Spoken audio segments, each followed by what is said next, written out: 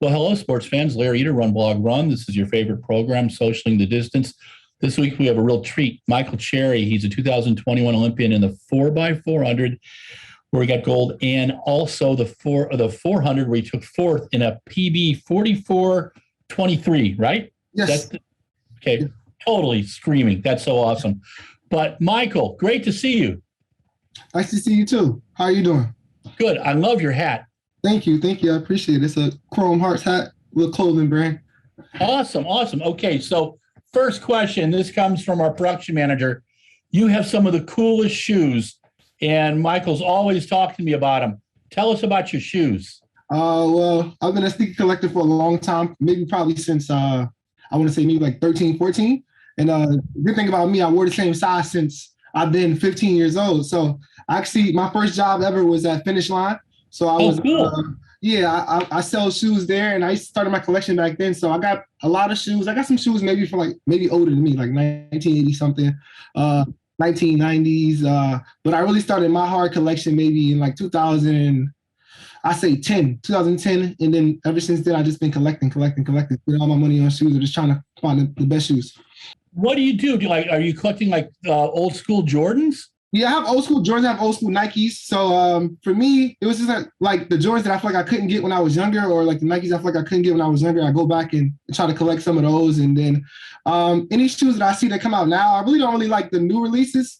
Mostly just older stuff. So I like a lot of older stuff, but like they're like the colorways I say Jordan wore himself.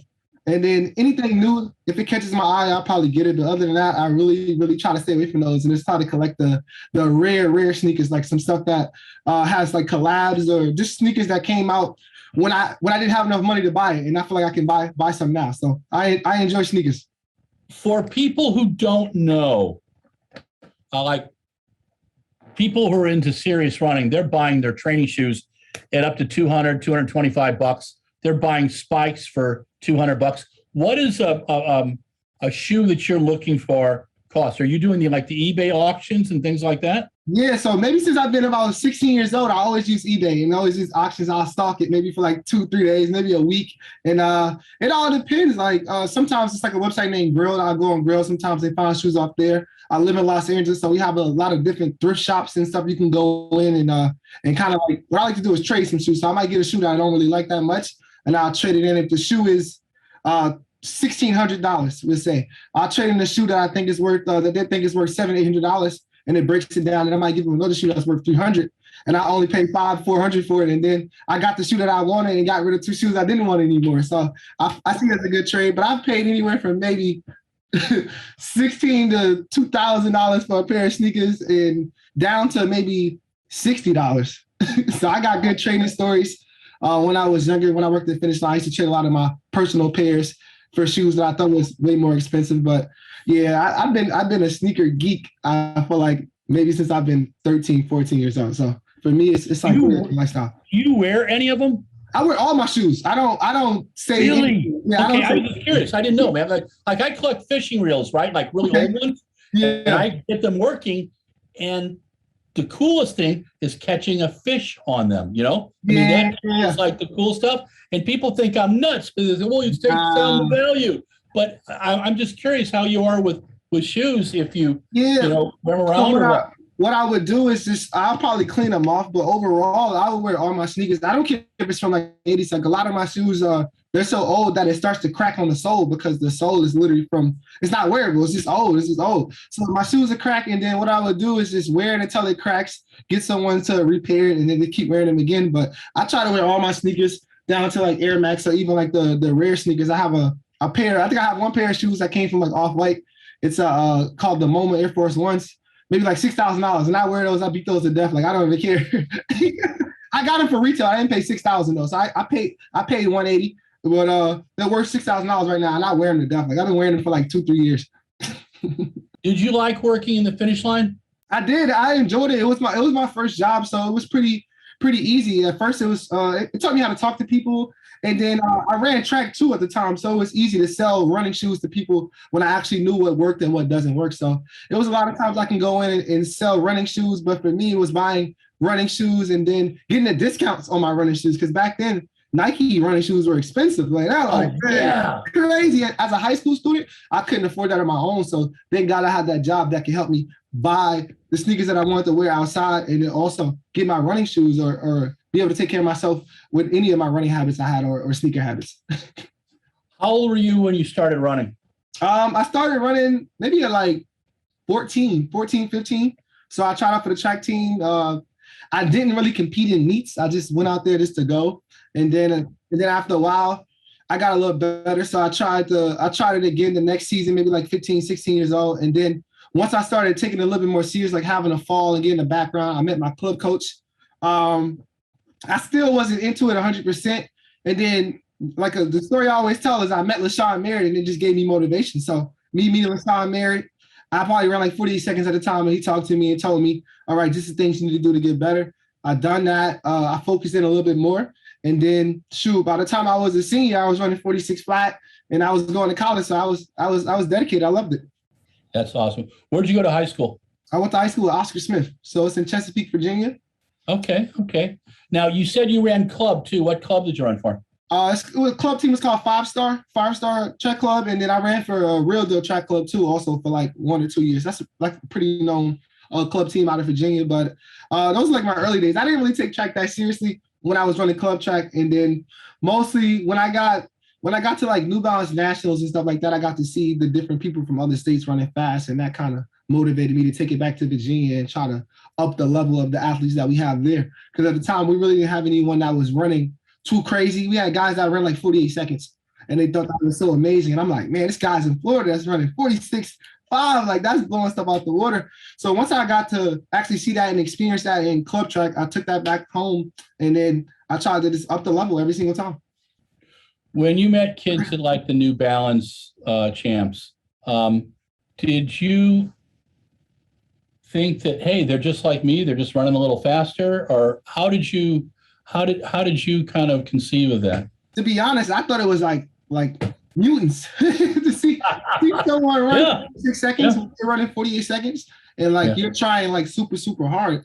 It seems like it's impossible to even get to that level, or even to see LaShawn Merritt running 44 or 43 seconds. You're like, man, I can never be the person that he could be, but maybe I could just work hard and drop my time down to something. So just seeing that shows that it's attainable though. So once I saw that, I was like, man, it seems like it's crazy, but if this guy is doing it, then why can't in 2 years, why can't I do the same thing? So what I did was just went back home and worked harder, and then I dropped my time and started running 46, and then I started looking like, man, like, okay, maybe it wasn't that hard. Well, where did you go to college? I went to college first. My first 2 years, I went to Florida State, and then I attended LSU, so Louisiana State University. Who was your coach at LSU? Dennis Shaver and Benny Brazil. Two of my favorite guys. Go Tigers. Dennis is a good guy. I don't know Benny. I love seeing the pictures. Benny's the assistant there. Yeah. I love seeing the pictures of the guys putting Gatorade on Dennis and, throwing him in water a little bit too. Which, well deserved. SEC champion and NCAA champion. He deserved that Gatorade back. When you were in high school, how did you run the 400? I really had like no plan. So what I used to do is just blast the first 200, jog the turn, and then run the straightaway. Horrible plan. My technique was bad. I can't believe I ran that fast like that. It was like literally like horrible. When you went to LSU, what was the biggest lesson they taught you about running the 400? I wouldn't say lesson about the 400. I would say lesson about track and field. It's just being disciplined overall, and not making so many mistakes that I made as like a younger athlete, like in the race. I would say like paying attention to detail, like knowing, okay, you need to be here, being here, just timing. Because a lot of times at practice coming out of high school or coming from Florida State, I didn't really know time. So the coaches would give me breakdowns of, okay, I want 13 here. What is that? 12 here. What is that? And before, you would just be running mindlessly. So it's just really paying attention to detail and locking in and knowing to do what to do in training and what to work on. Did you work hard in high school? I did actually. My last 2 years, I used to work hard. I always felt like I worked pretty hard, but I didn't have the passion to work hard in track and field until I would say my last 2 years of high school. And then once I did that, once I see what I could do and went to nationals and things like that, I worked super, super hard. So I always feel like I've been a hard worker. You can ask any of my coaches. So you went to Florida your first 2 years? Florida State, yep. Yep. What was that experience like? Florida State was cool. I just think I was too immature to actually know or to succeed at that point in my life. Like I think my coaching was great. The school, I love the school. I just think as an athlete, I was very, very immature. I didn't do the right things to succeed. So I just felt like I needed a whole new scenery just to get away from there and go somewhere to focus and just grow as an athlete and as a person too. Did you achieve that when you went to LSU? I think I did. Once I went to LSU, I kind of went in. I had the mindset of making sure that I graduate on time, making sure that I stay in the house, hydrating, sleeping right, eating right. Everything was just, I was really just focused on check. For me, it was like I felt pressure only because in high school I was so good that I wanted to make sure I maintained at the level that I was competing at, but even get better. And I wanted to run professional too. And I know if I wanted to run professional, I had to do the little things or the smaller things to be great. When did you decide you wanted to be pro? I'll say at 16 years old. 16 years old, man. At 16 years old, I tweeted it too. I actually retweeted it maybe like last year. And I said I will be a professional track and field athlete. I just felt like I was going in the right trajectory. And I was doing the right things at that time to even become a professional. And that's things that my high school coach would tell me too. Like, I think you could be a pro. I felt like I treated the sport like a pro in high school. I just didn't have the discipline that I have now as a professional athlete. But I always had it in my mind that I felt like I could be a professional track and field athlete. If you would have asked me, I thought my PB by now would be 42.5. Wow. As a high schooler, because that's how confident I was. I was super confident. I worked hard, and I just believed in my abilities. That's cool. That's really cool. Talk to me about, what were your experiences at the 200 like? 200, man, I used to be an 800 runner. So. Wow. Yeah, I didn't know that. I used to be an 800. So when I first started running track, I used to run the mile and the 800, and I never sprinted. So I didn't start sprinting until I was about 16 years old. So once I started sprinting, running the 200 and 400, the 200 was always hard for me. So I would run like 22.1, but run maybe like 46.8, 46.9. So I ran 46.8 indoors before I actually ran 21 seconds in the 200. So that's just from having a lot of strength. And I always was a little bit better at like 500, 300. I had good range, but I just couldn't get the speed down. So my 200 always lacked. When I went to college, that's why I chose Florida State. I thought Ken Hardin was a great sprints coach, and he can get me down to run maybe 19 seconds. But I kept getting injured, couldn't really get it down. And then when I went to LSU, I kind of just became a 400 specialist. I just wanted to get it done. So my 200 lacked there. My 200 PB was maybe only 21.1, and I ran 44.7. So that's embarrassing. Wow. That's super embarrassing. And then I was a professional once I moved to John Smith right now. We worked on my speed a little bit better. I ran 2070 last year at a LSU home meet. And I remember telling my coaches, I'm gonna run 43 seconds now. Like, that's all I need. I don't need to run 19 to run 43 seconds.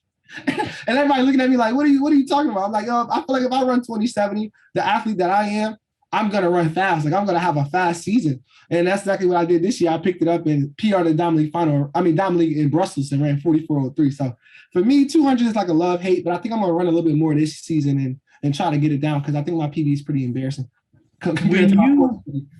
When you ran 44.23 in Tokyo, did that surprise you? No, because I was running 44.2, 44. I was flirting with 44 low the whole time. So I kept running. I ran 44.3 in May. And then I ran 44.3 at the trials. And then I ran 44.2 at Olympics. But I was running 44 through the rounds each time. So I can tell you what I basically told my coach. I was basically scared to run a different plan at Tokyo because I felt like it's too big of a meet to go out there and mess up something. And then you wound up running 45 seconds and getting dead last in Olympics instead of having a chance to medal. So I went out there with just the mindset of just doing what I've done to get me to that point. And then once the season was over after Tokyo, I could go to the Diamond Leagues like Brussels and Rovereto and work on different things. That's why it looked like my pattern changed And I got a PR in Brussels too. So I ran 44:03 in Brussels because I got to work on something different and see what I was doing wrong in Tokyo. But I learned from what I was doing in Tokyo too also. What did you do wrong in Tokyo? Tokyo, I feel like, so for me, I think I had one of the best back stretches out of all the 400 meter runners. So I feel like my first 200 is great, but sometimes I let the guys get away from me. So I feel like in that race, I let them get away from me. And then I wanted to try to run them down, but it was too late. So I made my move on the straightaway, which is like the last 100 meters. And instead of doing that, I think I should have made a move at 200, put myself in it, and then make my move again to come off the turn to compete with the best of them. So when I watched the video over and over and over and over and over, I got out great. I let them get away from me on the backstretch because I was relaxing too much. And then by the time the 300 came, I was still waiting. And by the time I got to the last 100, I kicked, but it was too late. And that's why you see I barely closed out and missed the medal from Karani. And I watched that video literally 100,000 times and it had me sick. That is such a tough race to watch because I'm sitting here screaming at the TV, you know. For sure. I just thought you ran. I mean, it was one of the best 400 finals, and I've seen every 400 final since '84. And, you know, that Karani is still running around blows my mind. You know, wanted to see, obviously, Wade, Van Niekerk. You know, I mean, I love the 400 guys. They're just you guys have such a great group. Do you guys get along pretty well? I don't really talk to everybody, but I think for the most part, I think everyone gets along. I don't really see too many people like arguing or anything like that. But for me, I kind of talk to my friends. So I have quarter miles as my friends, kind of like Vernon Norwood, Will London in America. I like Fred. Me and Michael Norman, we're in the same stable. I like him. He's a cool guy. Other than that, I don't really talk to anybody else like from other countries and stuff like that. When you, in the old days, I competed in the 70s. Mm-hmm. You know, and I was a distance guy, so I ran. The longer it was, the better I did. For sure. When you compete, you know, you have that mindset, right? And you're in that zone, and you got to make it about you because if you don't, then you don't do what you're supposed to. But then afterwards, you can kind of relax with people, and you kind of respect the people you compete with. How are you before a race? Before a race, well, in the hotel, I'm pretty nervous. I'm pretty nervous sometimes, but I just talk to myself in the mirror all the time. Like if you see me even on the line, I'm talking to myself, just trying to make sure I stay mentally prepared and just knowing, okay, we're here for a reason. We've done this before. We've been doing this since high school. It can't be that hard. With my competitors, I feel like me and my friends was actually talking about this the other day. Like once I get to the track, I don't want to talk to anybody I'm racing. So if I'm racing you and we're friends, once we start warming up, it's over. Like we're not friends no more. I'm walking past you.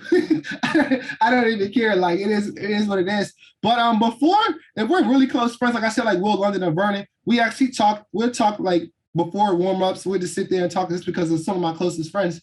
And then once we start warming up, I'm not talking to you at all. I kind of get in that mode in the back. I'm not talking to you. I'm not talking to you until I put my warmer back on and we're in the back, calm down. Even after the race finished, I kind of look like I'm still out of it, but I still don't. I don't really like talking to competition, and I just feel tense, but I'm kind of relaxed and letting myself just know like I belong here, and I've done what I need to do to get to this point. The 4x4 in Tokyo was just phenomenal.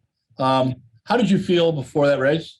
I was tired, man. I feel like we ran a lot of rounds leading up to that point, and I was a little nervous too because I had to lead off. I never led off before at a major championship. I don't think that was my leg or anything. I just didn't want to step on the line, and I didn't know how to hold the baton while I got down. Really? Okay. That was pretty difficult. I'm trying to hold the baton and sit in the blocks with that. So I was like, maybe if I put the baton on the ground and then pick it up and then run. so we have a picture of you holding the baton. So I will put it up. I'll get it up because I think you'll get a kick out of it.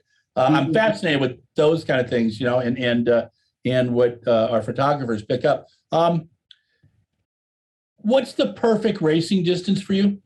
Perfect racing distance? I think 300 meters. Do you like running indoors? I do, just because I'm from like the East Coast. East Coast, we run a lot of indoors, and we ran 60 through 500 for sprints. So you can run a lot of events. So you can run 3, 4, 5. You can probably run a 600. I enjoy running anything under 600 meters. I kind of like the 800 too. I said I wanted to. I'm going to run 800 1 year competitively. again. What's your PB at 800 right now? 153. I ran And at that was in high school, right? I was like 16. I ran at Junior Olympics in 20. Wow. 20. What was it? I want to say 2011. 2011. Yeah.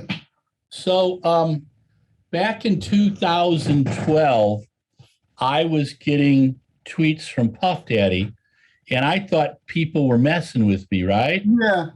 And I get this phone call, and it's from his manager.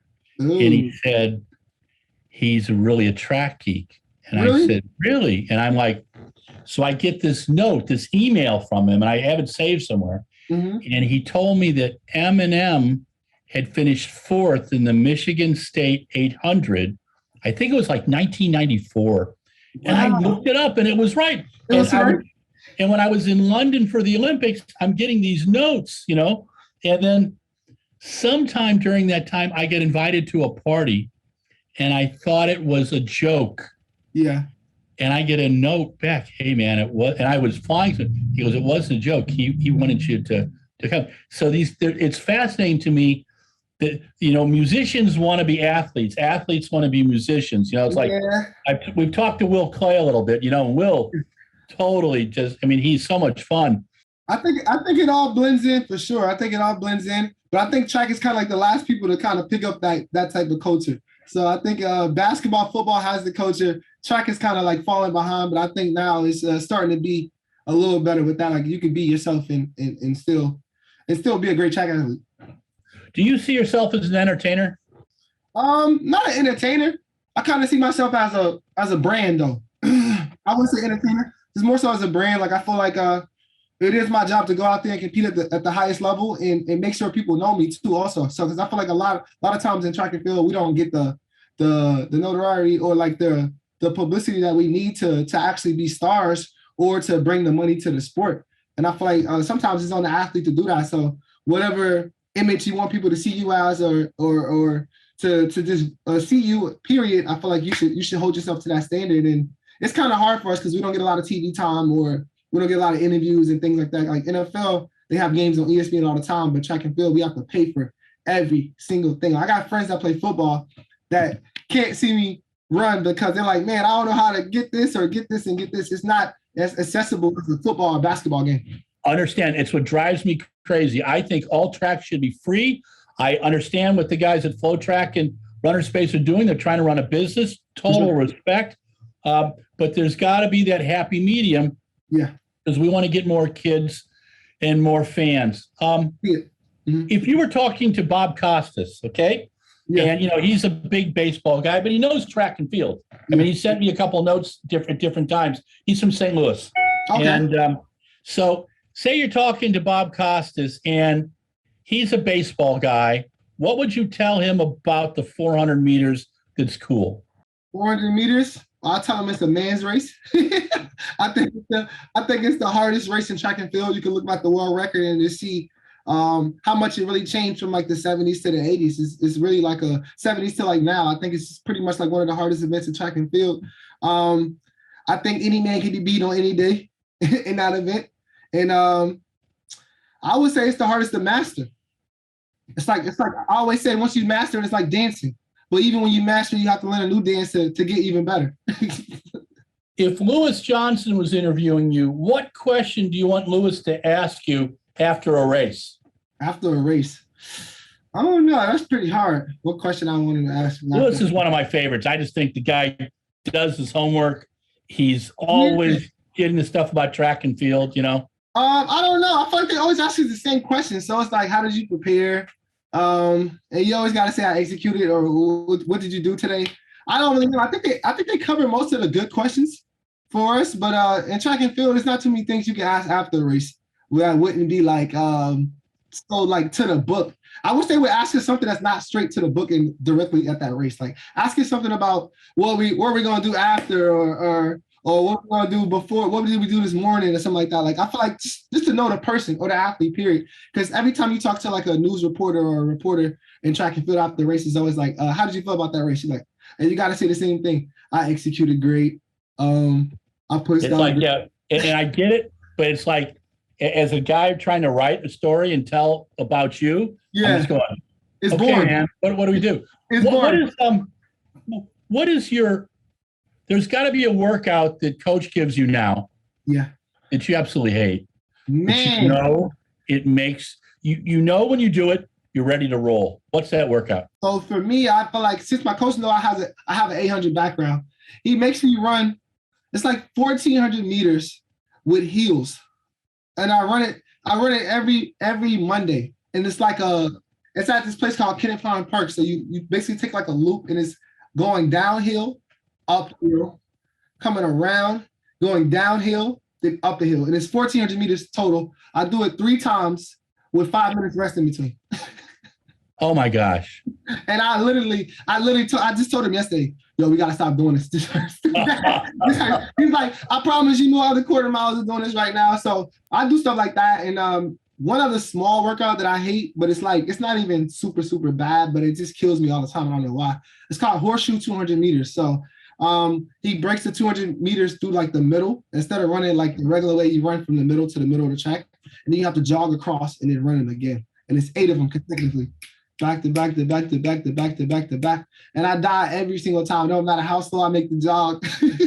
Because you don't really know the pace of running like that, because you're running like half a straight, then running a turn, and then have to run half a straight. So he might tell you to run 27, 26, and then you might be messing it up running 24, 25, and now you blew up the rest of the workout. So those are bad too.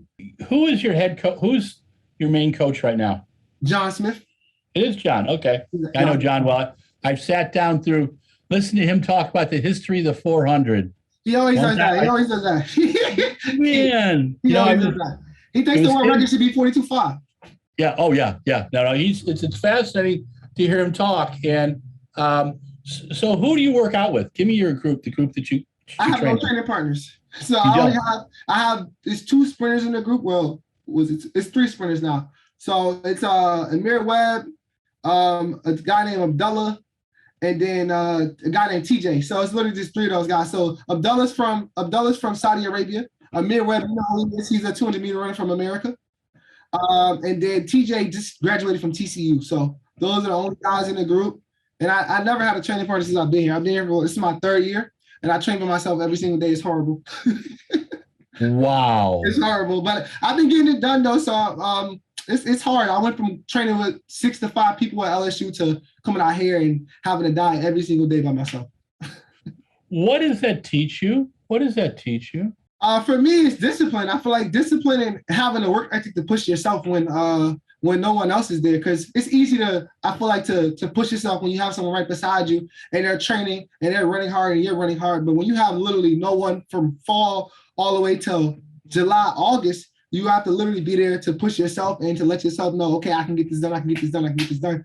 So by the time I get to a meet, I don't really feel like I need anybody. I don't think I need my coaches. I don't think I need my agents or anything. I'm kind of feeling like I've been alone all year, so I feel like I can get this done by myself. Well, who's your agent? Emmanuel Hudson. Oh, yeah, I know Emmanuel. HSI. Hey, good guy. Talk to me about what's the best part of your 400-meter race? Man, I think I have the best backstretch ever, besides Michael Johnson. Okay. So I think once I run the backstretch, I think my backstretch is great. Yeah, I think that's it. Yeah, backstretch. I feel like the first 200 meters is perfect. I think I hit it right on the head. When you ran your 44:03, did you know you were screaming? Did you know that it was going to be a fast one? Yeah, only because I had ran at Rovereto, I think like 2 days before, and I had shut it down and ran 44.5. So I looked at my agent like, man, I'm going to PB at Brussels. So when I went to Brussels, I was feeling pretty good. And I feel like I set the beginning of the race up super, super beautiful. And then by the time I got to 200, I matched my same pattern that I had before, but I just moved a little earlier. And coming out of home stretch, I feel like I was just locked in. So I was locked in, pumping. My head was straight. I felt like I was standing up. So I thought it was 43 seconds. so I started screaming right across the line. I said, oh, it's 44:03. And then I looked back at my reaction time. It was the slowest reaction time of my life. Wow. I left my 43 on the track that day though. But yeah, I kind of figured it was going to be fast just because I feel like 400 meters, you know when you're hitting it right, because you feel like you're standing up, your positions feels good, and you're relaxed. You just pumping it and bringing it home. The world champs are in Eugene next year, Eugene, Oregon. You've raced there a bit.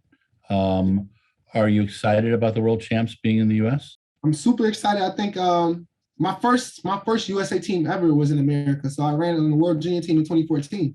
And I think that team, they did such a great job of organizing it. And Eugene and Nike, whoever put the meet on, was super, super great. IAAF, it was beautiful. So I know just going to like the senior meet is going to be even better, because I remember going from World Juniors to making my first senior team in 17. And it kind of was the same type of thing, same type of layout. Everything was professional. So I just know Eugene's going to be great. The fans are great there. They love track and field. Oregon Stadium is amazing.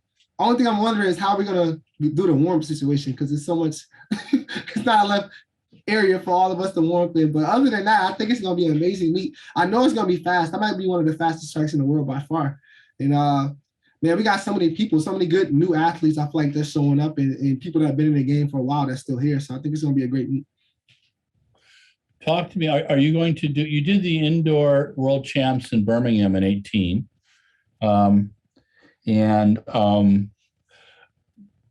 at that meet, there were, let's see, in the 200 or in the 400, there were 20 disqualifications. I remember that. Yeah, that was horrible. Now they've kind of changed the rules a little bit. Yeah, thank God.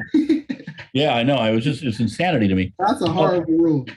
Do you want to run the World Indoors in Belgrade next year? I want to, but I don't think my coach is gonna let me. So I think that's pretty much in our plan. So I might go run. I think I'm gonna run 2 600s.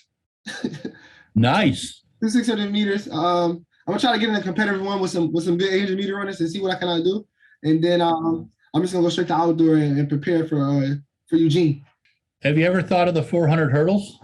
When I was in high school, I thought I could be pretty good in 400 hurdles, because for a while I feel like it wasn't as strong as 400 meters. And then you got guys like Rye and then Warholm, Samba, all those guys came through and up the event. But I think in America, it never really been that strong. So I felt like, okay, if I feel like I'm not really progressing in 400 meters, then I'm gonna go up to 400 hurdles before I try the 800 and try to see what I can do. But I think I can run 47 seconds.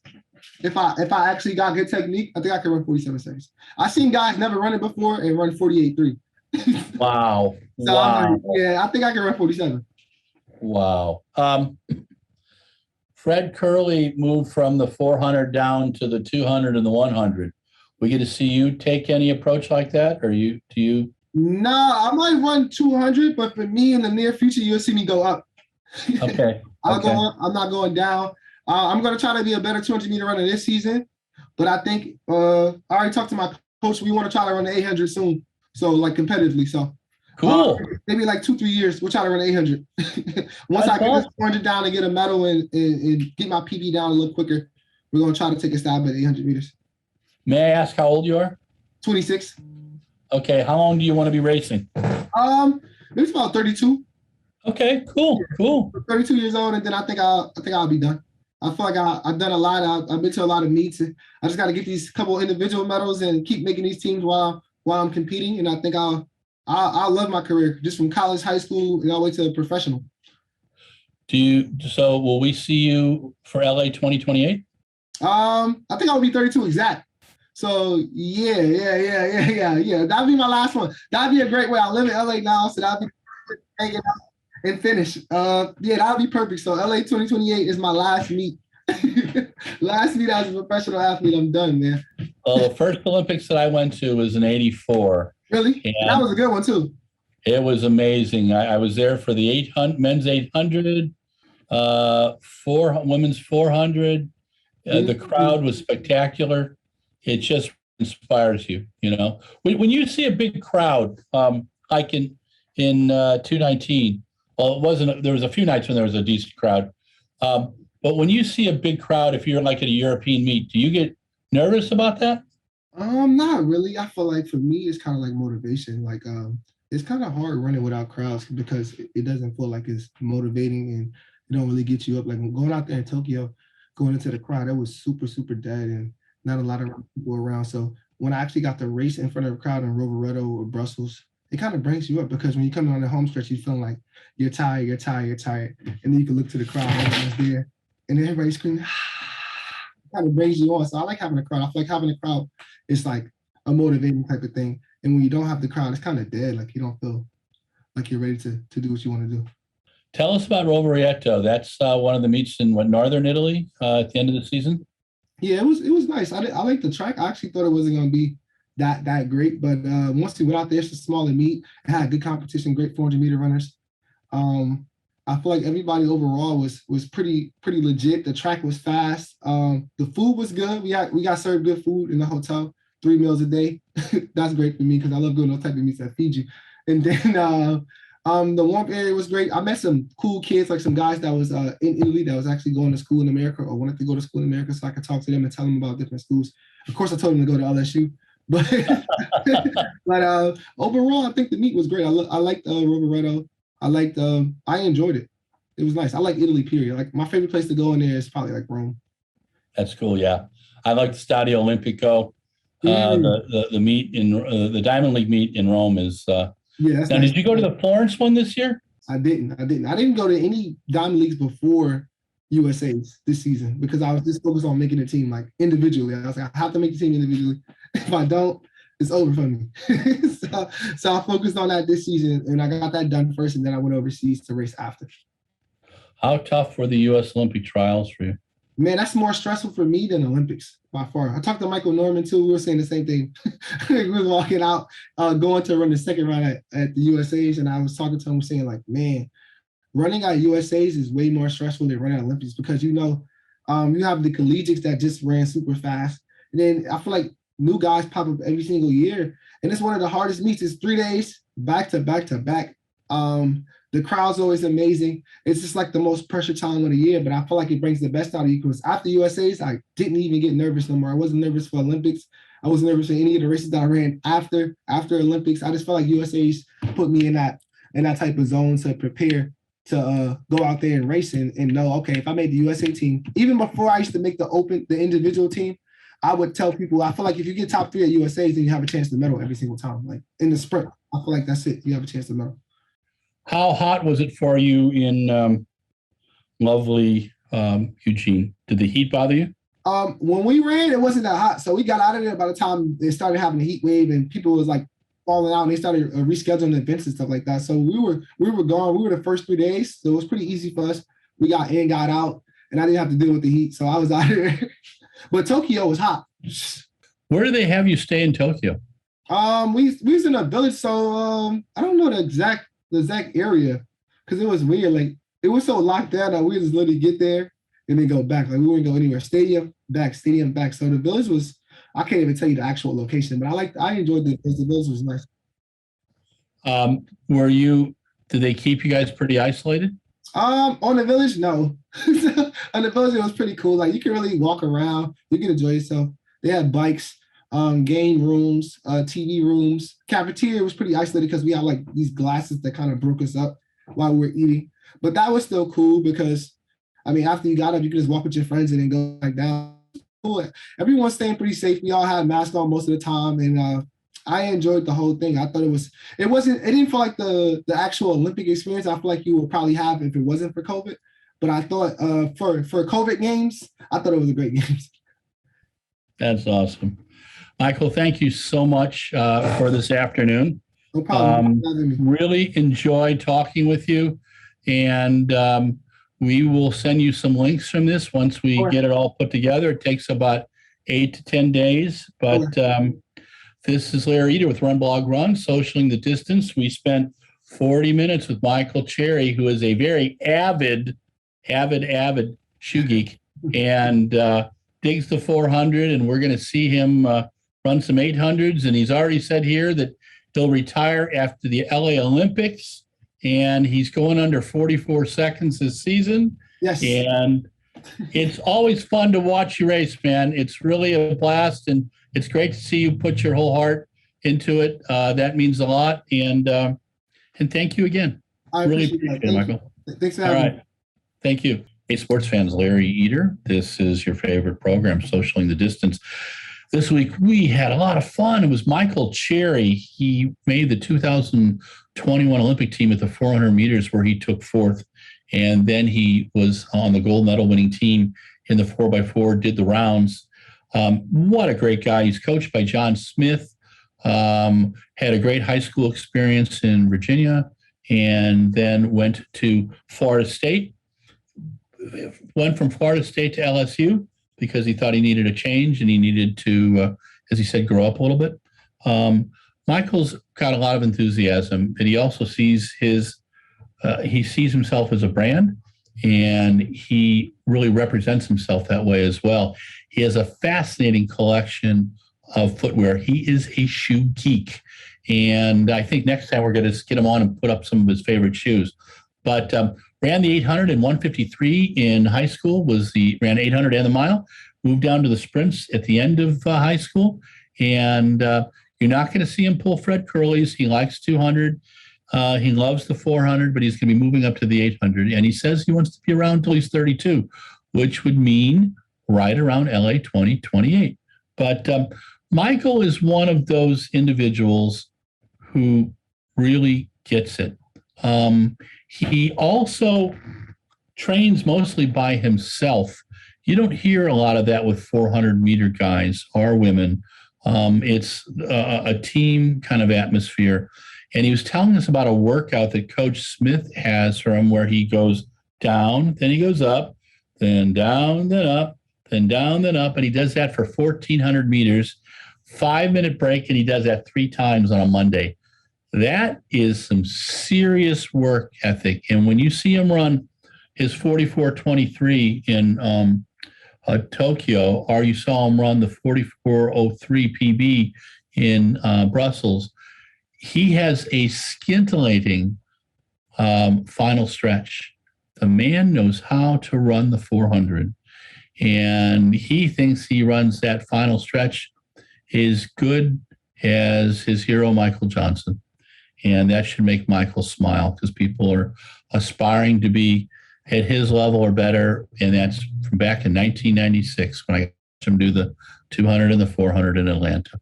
But I think Michael Cherry's got what it takes. I think the guy can run really low 43s. And he might be able to dip into the 42s. He's got the wheels. He's got the strength. He's got the attitude. And he's got the enthusiasm. You got to believe in yourself to be a great athlete.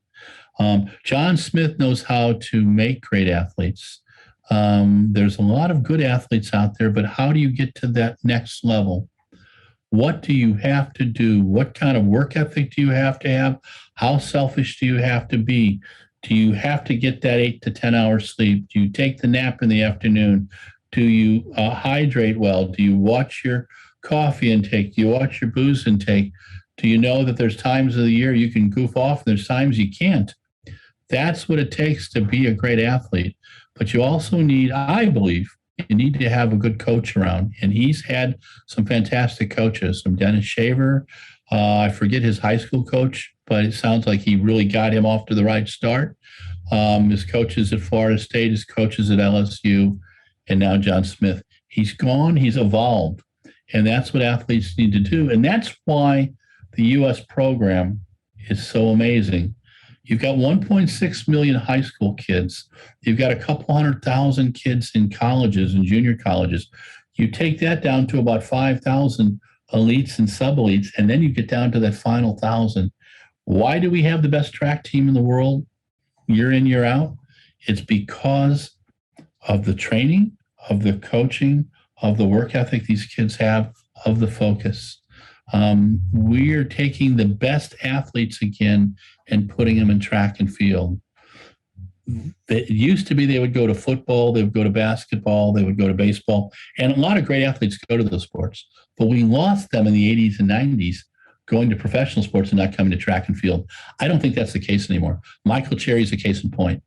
And I hope you enjoyed his interview.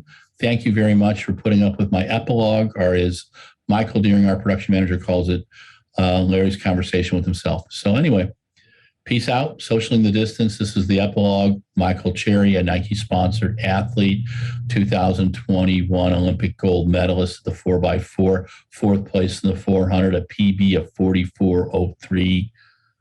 Watch this man in 2022.